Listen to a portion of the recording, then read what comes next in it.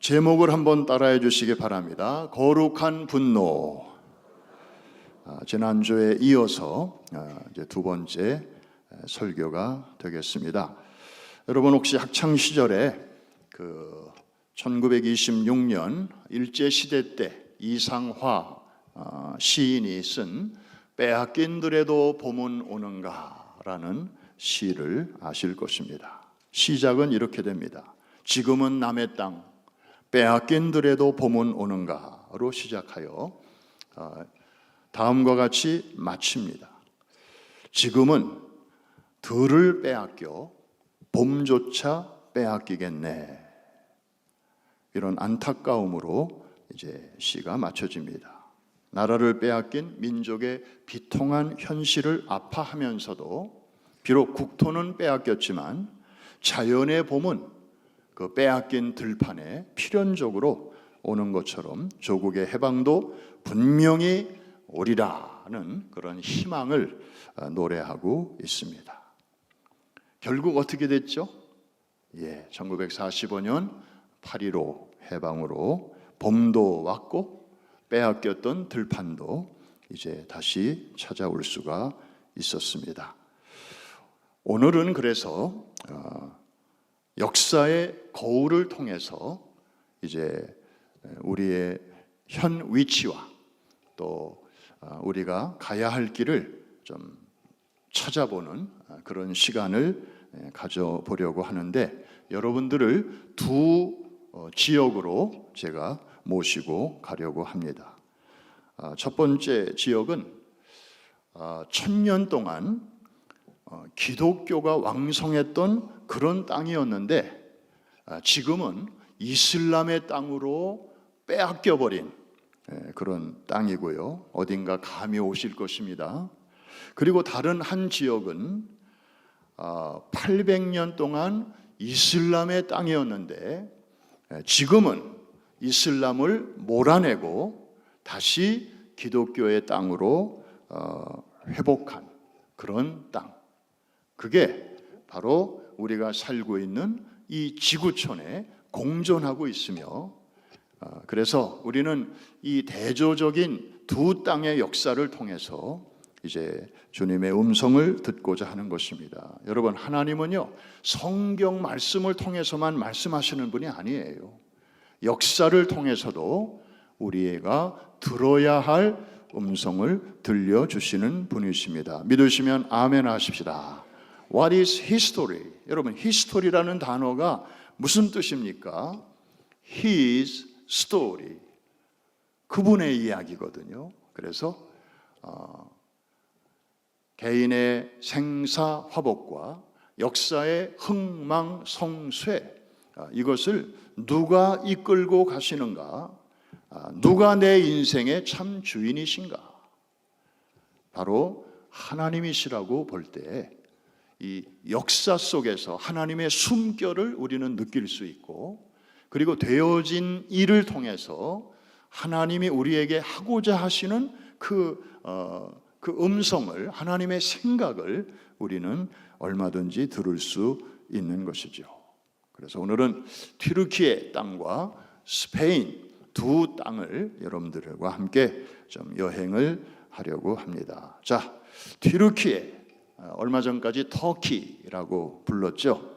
근데 왜 이 나라가 왜 터키를 갑자기 튀르키예라고 바꿨는지 좀 현지에 가서 물어보니까 터키는 일단 영어식 표현이라서 자존심 상하고, 그리고 터키는 미국 사람들이 11월만 되면은 잡아먹는 그런 새라서 괜히 기분 나쁘고, 그리고 미국 영어에서는 터키가 또 슬랭으로 아주 안 좋은 뜻으로 또 이렇게 쓰이기도 하고, 그래서 이 터키 사람들이 그 대통령이 이제 이걸 바꿨다고 그래요. 튀르키예라고. 흔히 잊혀진 땅이라고 부릅니다. Forgotten land. 그런데 그거는 점잖은 표현이고 실상은 빼앗긴 땅입니다. 우리 기독교인의 입장에서 보면 뺏긴 땅이에요. 이 튀르키예라고 불리우는 그 반도가 아나톨리아 반도인데 약 1000년 동안 기독교의 심장, 이 벌렁벌렁 뛰는 이 심장과도 같은 곳이었습니다.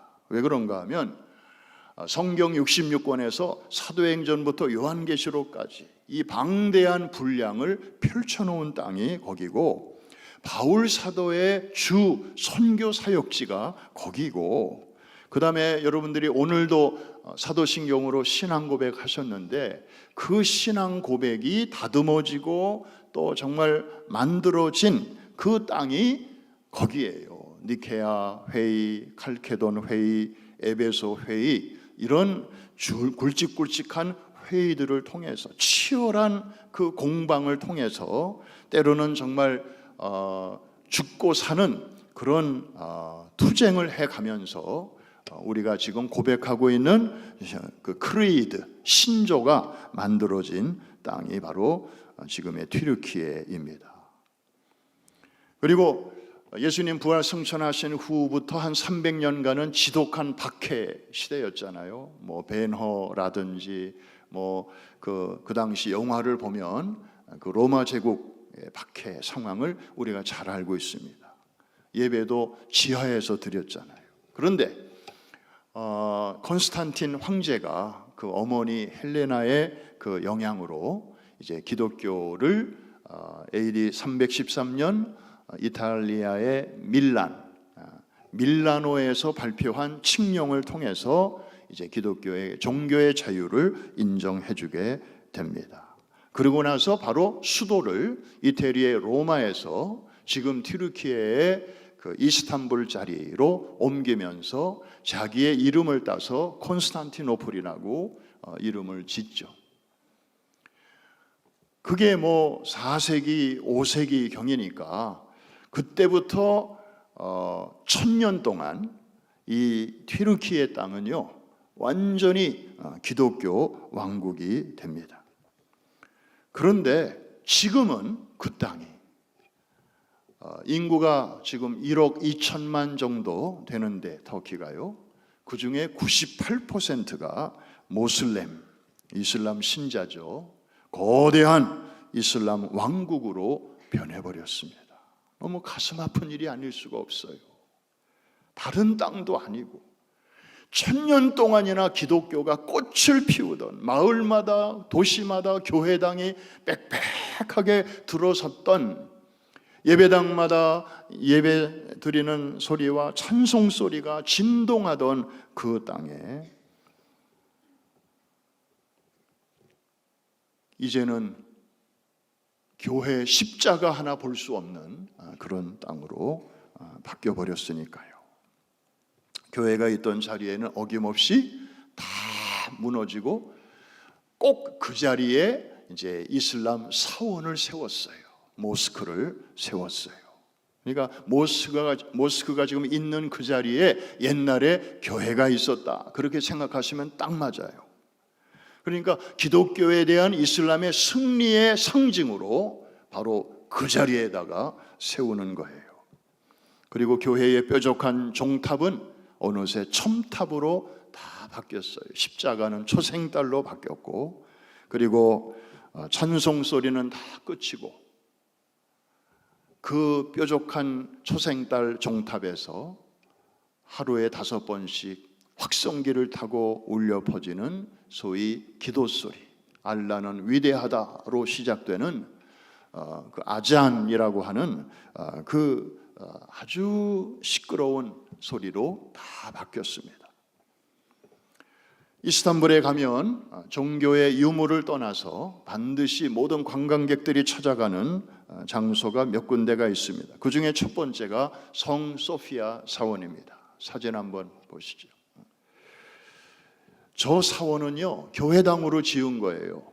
4세기, 5세기, 그러니까 지금으로부터 약 1500년 전에 지어진 건물이에요. 그 기독교 박해가 끝나고 콘스탄틴 황제가 종교의 자유를 선포한 후에 처음으로 지어진 교회당입니다. 저 교회에 유명한 설교자가 있었어요. 크리소스톰이라고 하는, 이분은 별명이 골든 마우스, 황금의 입이라는 그런 별명을 가진 유명한 설교자였습니다. 매 주일마다 이분이 설교할 때 콘스탄틴 황제가 앞자리에 앉고 그 어머니 헬레나 황후가 같이 앉아서 예배를 드렸던, 저 넓은 예배당에 꽉꽉 차는 그런 시기가 있었습니다. 그런데 1453년, 여러분 이 숫자를 기억하셔야 돼요. 우리에게는 매우 씁쓸한 그런 사건이지만 이거 기억해야 돼요. 한번 따라 하십시다. 1453. 여러분 갯돈 받을 날짜만 생각하지 말고 이런 숫자 정도는 우리가 좀 마음에 담아두는 게 좋아요. 한 번 더. 1453. 이슬람이 이 땅을 정복한 해입니다. 5월 29일.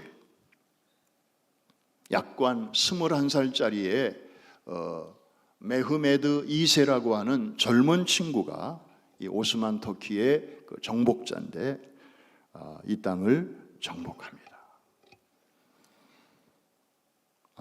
이 소피아 사원만 제외하고 대부분의 교회들은 다 무너뜨리고 아까 말씀드린 것처럼 이제 모스크로 다 바꿨죠. 그런데 이 사원을 딱 보고는 그 웅장함과 그 아름다움에 이 정복자가 이제 감탄을 하면서 이것은 부수지 마라. 이거는 우리가 이슬람 사원으로 쓰는 게 좋겠다. 그래서 그대로 보존하고 있는 것입니다. 그 대신 그 안에 여러 가지 모자이크로 된 기독교 그림들이 있는데 그것은 다 덧칠을 해버렸어요. 사람들이 볼 수 없도록. 그 중에 하나를 한번 보여드리겠습니다. 이 땅에 오신 예수님의 모습을 가장 처음으로 보여주는 초상화가 바로 저 그림입니다. 누가 그렸는지 모르지만 중앙에 예수님, 오른쪽에 세례 요한, 왼쪽에 예수님의 어머니 마리아의 모습인데 지금 많이 가려져 있죠. 원래 저 그림 전체가, 모자이크 그림 전체가 이렇게 석회로 덧칠이 돼서 볼 수가 없었습니다. 1453 때문에. 그때 이슬람이 정복해서 저걸 다 지워버렸습니다. 그런데 이제 그 후에 그 아타투르크라는 이 터키의 공화정을 세운 좀 약간 열린 생각을 가진 분이 이거를 박물관으로 좀 만들어서 전 세계 사람들이 볼 수 있도록 하자. 그래가지고 이제 덧칠을 좀 벗기기 시작했는데 윗부분은 벗겼고 아랫부분은 아직 못 벗겼고, 그래서 벗기고 보니 저렇게 아름다운 성화의 모습을 드러내게 된 것입니다. 여러분, 참 그 아름다웠던 그림까지 저렇게 사람들이 볼 수 없도록 덧칠을 하는 이런 수모를 이제 저 소피아 사원도 겪게 된 것이죠. 지금도 이제 박물관으로 있다가 지난 2020년부터 터키의 그 에르도안 대통령이 좀 강경 정책으로 돌아서면서 저 사원을 액티브한 이슬람 사원으로 또 바꿔버렸어요. 그래서 매주 금요일마다 그 신자들이 들어와서 이제 기도회 겸 예배를 드리는데 저 예수님의 모습이 이제 눈에 거슬리니까 기도회 시간이 되면 커튼으로 거기를 다 가려버립니다. 그리고 예배 끝나면 커튼을 걷어서 이제 관광객들이 또 와서 볼 수 있도록 하고 돈 받고 이렇게 하고 있는 것입니다. 자, 성소피아 사원을 들어가고 나올 때마다 뜻있는 크리스찬들은 참 비통한 마음을 금할 수가 없습니다. 저기 저 강단에서는 그 1500년 전에 크리소스톰이 정말 그 황금의 입을 열어서 하나님의 말씀을 주옥같이 전파했고 이 성전에 가득한 크리스찬들이 그 박해를 이기고 벗어난 그 승리의 성도들이 여기서 예배드리면서 하나님을 찬양했던 그런 것을 상상을 하면 더욱더 마음이 찢어지는 것 같습니다. 이 터키에 가면, 이스탄불에 가면 또 한 군데 모두가 들르는 곳이 있습니다. 거기가 바로 1453 기념관, 박물관입니다. 아까 말씀드린 것처럼 이슬람의 그 승전 기념관이기도 합니다.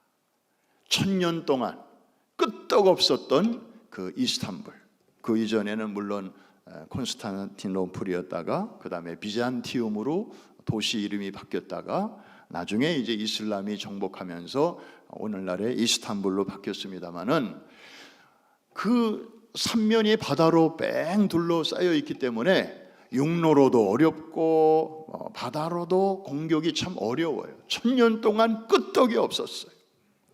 그런데 거기 한번 사진 한번 보시죠. 자, 이게 밖에서 본 1453 박물관의 모습입니다. 원통형으로 돼 있어요. 그런데 안에 들어가 보면 하여튼 그 테크놀로지를 이용해서 얼마나 아주 생동감 있고 현장감 있게 꾸몄는지 뭐 사진만 한 장 잠깐 보여드리면, 저 장면은 그 1453 그 해에 5월 29일에 저 성이 기독교 세력이 1000년 동안 지켜왔던 이 도성이 이슬람 군대에 무너지는 그날의 모습을 저렇게 생생하게 담고 있습니다. 앞에 보이는 대포가 보이시죠? 저거는 우르반이라고 하는 헝가리 출신의 당시 과학자가 만든 대포입니다. 대포 알이 그 주변에 이렇게 보이는데 어마어마하게 크죠.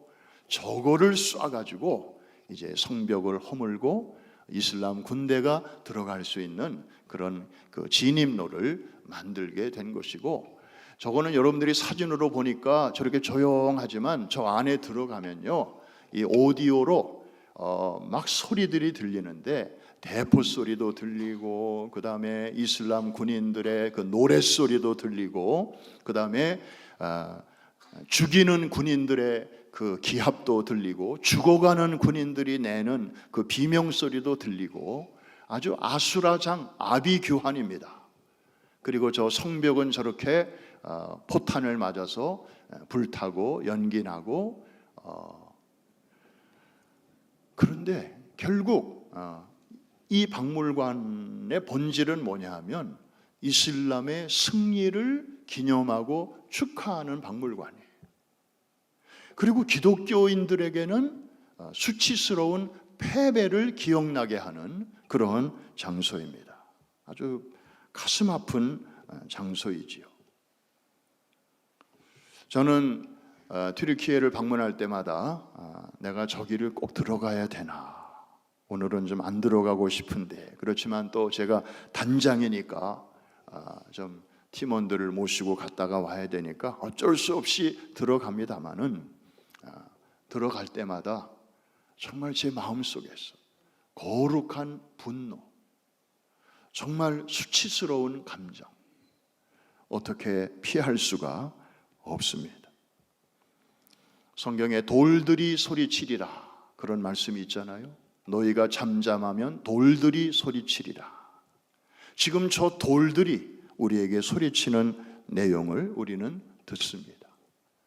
제 아무리 기독교인들이 많다 할지라도, 제 아무리 1000년 동안 끄떡없는 성이라 할지라도, 그 풍요 속에, 그리고 우리는 한 번도 무너진 적이 없어 라는 자만함 속에 안주할 때, 그리고 그 우르반이라고 하는 크리스찬 과학자가 그 도움을 주려고 자기의 은사를 잘 활용해서 대포를 개발을 해가지고 이거 가지면 이슬람을 몰아낼 수 있습니다 라고 그 기독교 왕한테 좋은 제안을 가져왔음에도 불구하고, 우리 이거 없어도 얼마든지 이겨낼 수 있어, 우리는 한 번도 진 적이 없어, 이것도 만들려면 시간 걸리고 돈 많이 들고, 그런데 너 고생 많이 했는데 we are okay.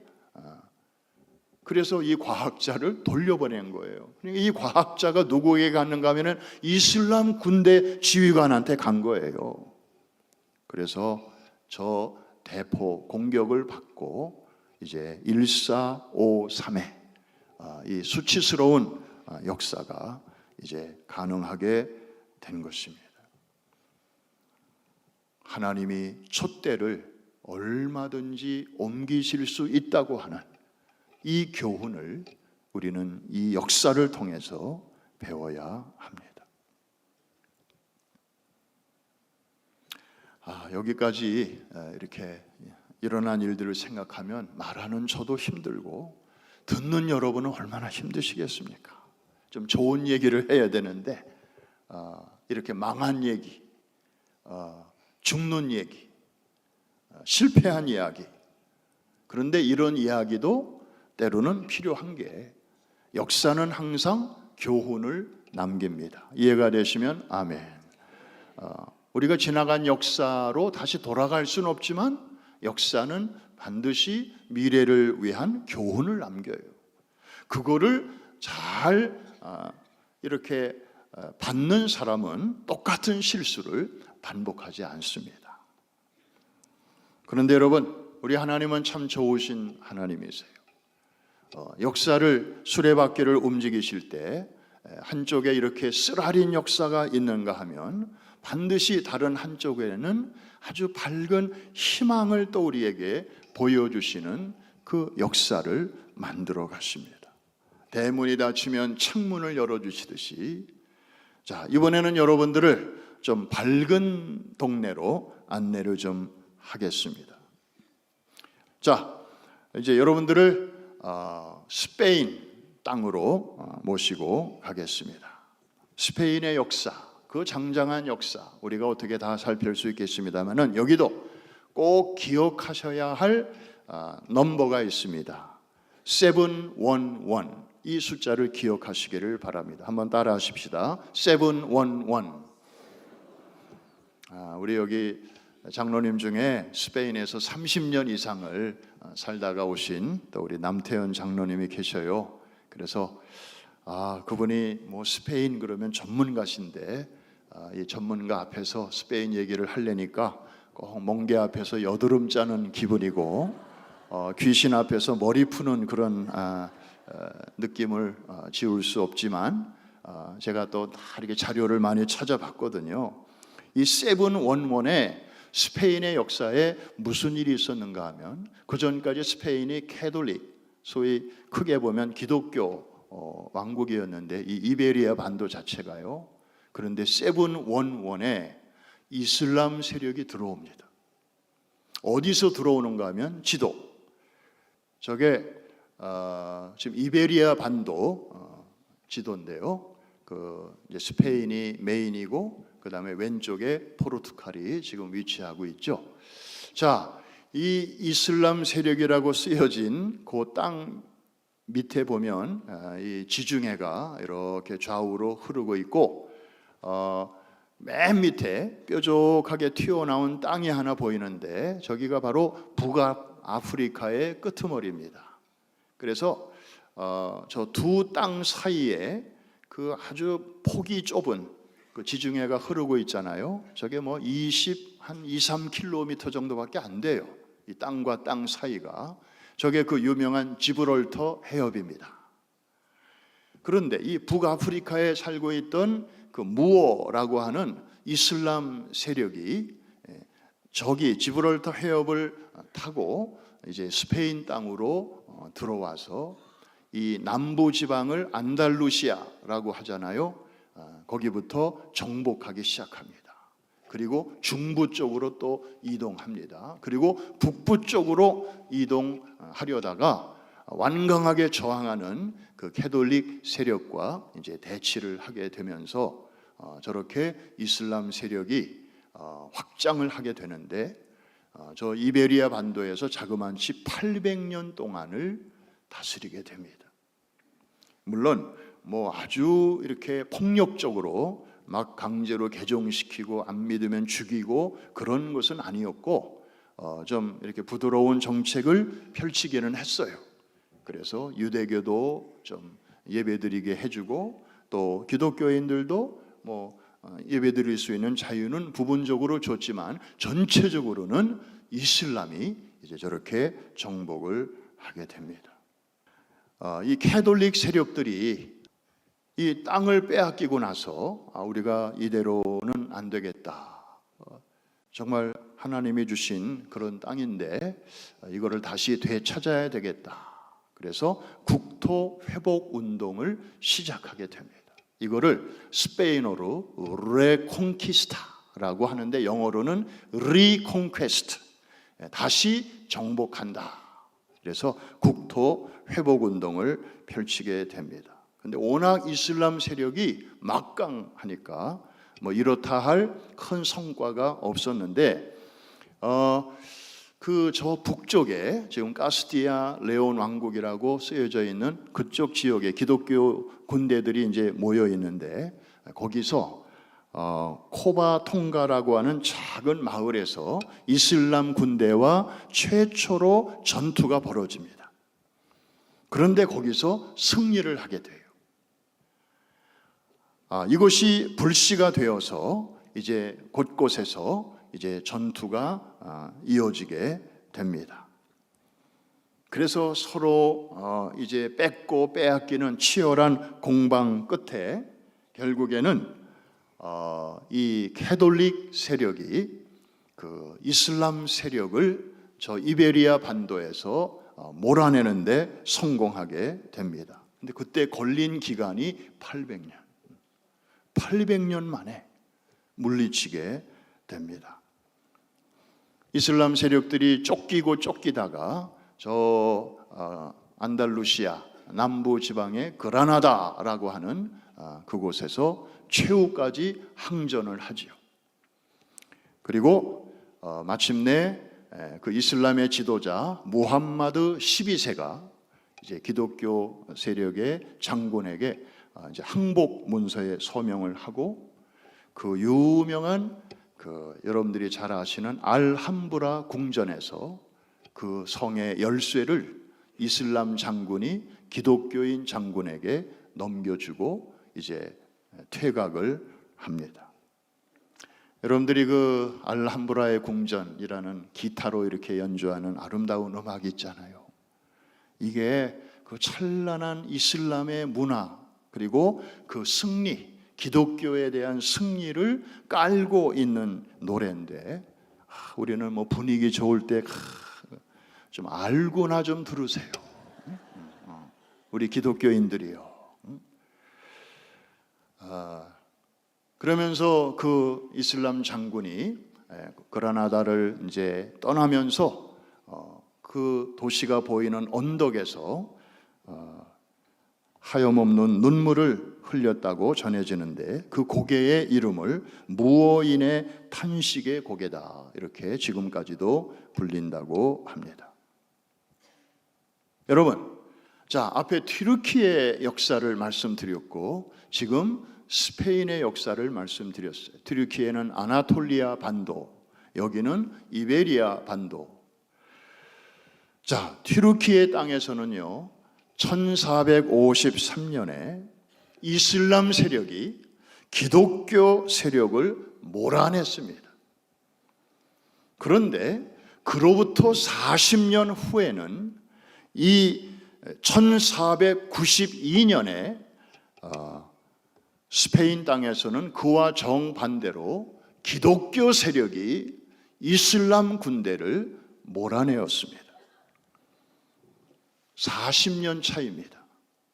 이쪽에서는 이런 쓰라린 일이, 그리고 저쪽에서는 이런 통쾌한 일이 40년 상관으로 일어난 것입니다. What a contrast. 세상에 이런 그 대조가 또 어디 있겠습니까? 여러분,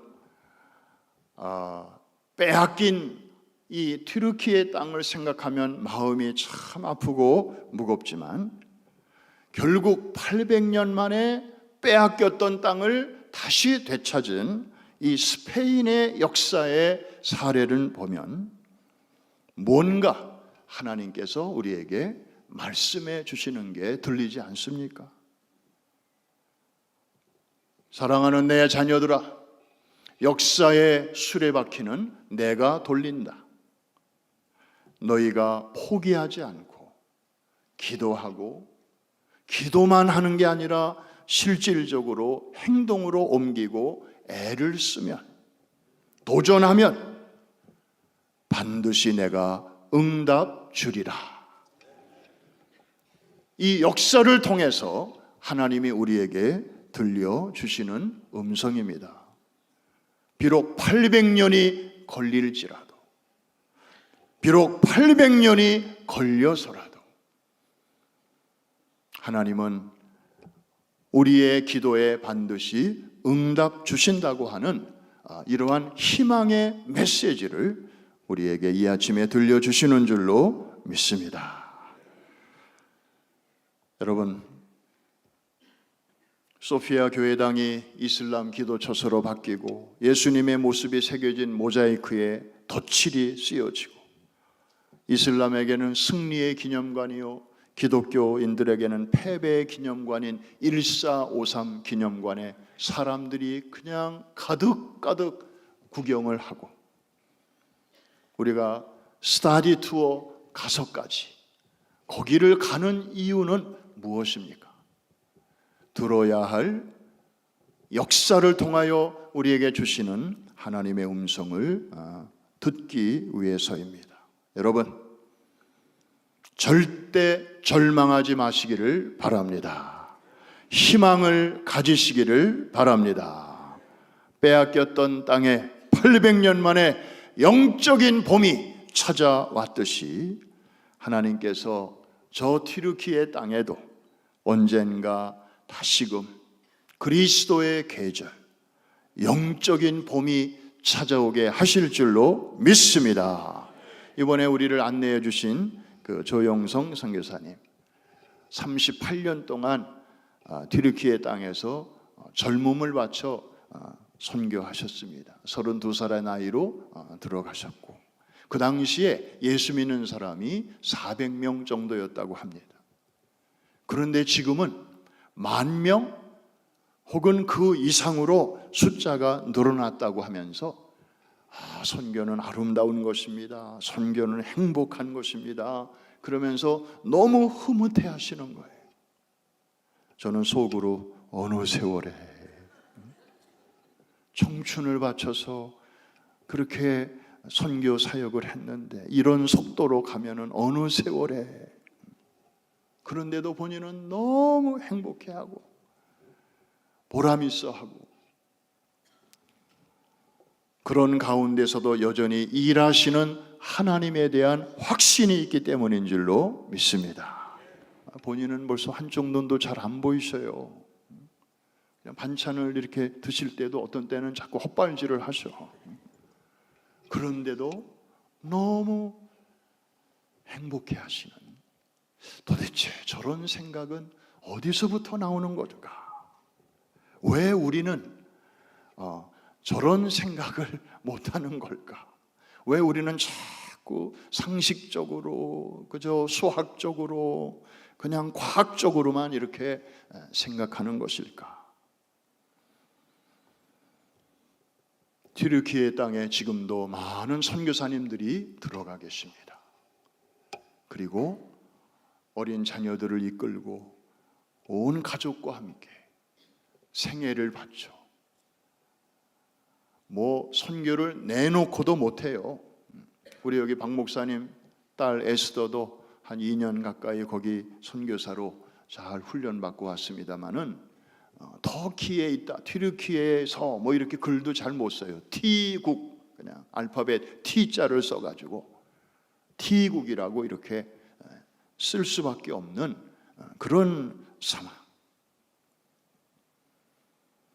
그러나 저 스페인 땅에서 800년 만에 빼앗긴 땅을 되돌려 주신 하나님께서 이 1453년에 빼앗긴 저 튀르키예 땅에도 우리들의 기도와 선교사님들의 눈물의 헌신이 계속되는 한 반드시 레콘키스타, 다시 돌려주시는 날이 올 줄로 믿습니다. 우리 두고 온 조국을 위해서 여러분 기도 많이 하시는데 거기에 하나 더 애드할 것이 있습니다. 바로 북한입니다. 대한민국의 기독교는 남한에서 시작되지 않았습니다. 북한에서 시작됐습니다. 북한의 성도들이 남한으로 잘 연결해 주신 것입니다. 북한 땅의 주민들은 지옥 갈 필요가 없어 보여요. 왜?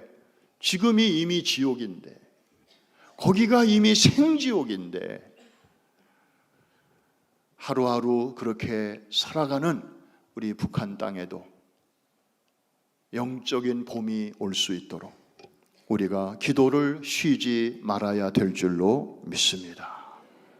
여러분의 기도가 확장되기를 바랍니다. 그러나 무엇보다도 튀르키예도 중요하고 스페인도 중요하고 저 북녘 땅도 중요하지만 빼놓을 수 없는 것이 하나 있습니다. 바로 여러분의 마음입니다. 여러분의 마음에 혹시 있을 수 있는 빼앗긴 들판입니다. 나도 모르는 사이에 세속주의에, 그리고 팬데믹을 거치면서 편의주의에 빼앗겨버린 우리의 예배 생활, 미움과 용서할 수 없는 그 감정에 빼앗겨버린 사랑, 그리고 염려에 빼앗겨버린 평안, 우리의 삶 속에 이슬람의 군대보다도 더 무섭게 침투한, 미디어를 통하여 침투하는 어둠의 영향력, 혹시나 우리가 그런 것에는 눈이 가려져 있지는 않은지, 오늘 이 시간 이 예배를 마치기 전에 여러분의 삶에도 여러분의 영혼을 향하여 리콘키스타를 선포할 수 있기를 바랍니다. 빼앗긴들의 봄을 가져다 주는 것은 사람이 할 수 있는 일이 아닙니다. 겨울이 지나고 그리고 봄을 가져다 주시는 분은 오직 하나님 한 분밖에 없는 줄로 믿습니다. 오직 예수 그리스도의 복음, 그 안에만 영적인 봄이 있고 그리스도의 계절이 있는 줄로 믿습니다. 그리스도 한 분이면 족합니다. 할렐루야. 그리스도 한 분이면 충분합니다.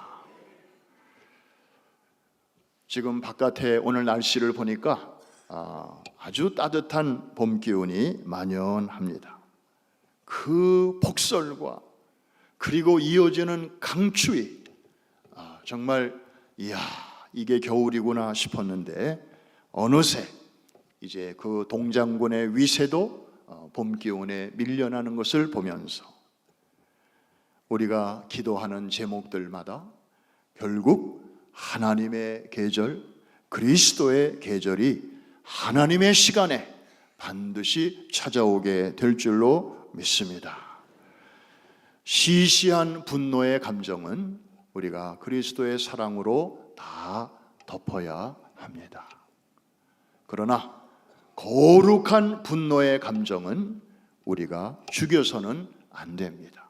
아테네에서 바울이 느꼈던 그 거룩한 분노, 그리고 뜻있는 그리스도인들이 튀르키예를 밟으면서 그 소피아 사원에 들어가면서 또 1453 박물관을 들어갔다 나오면서 그 느끼는 그 씁쓸한 기분, 이야, 언제까지 우리가 이렇게 지내야 되나 라는 거기서 올라오는 거룩한 의분,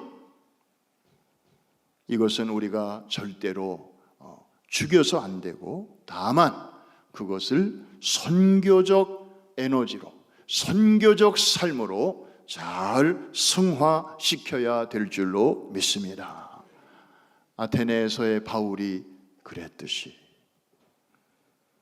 거룩한 분노 잘 잘 관리하셔서 정말 하나님께는 영광을 돌리고 승리하는 삶, 선교적인 삶으로 이렇게 채워나가시기를 주님의 이름으로 축원합니다. 축복합니다.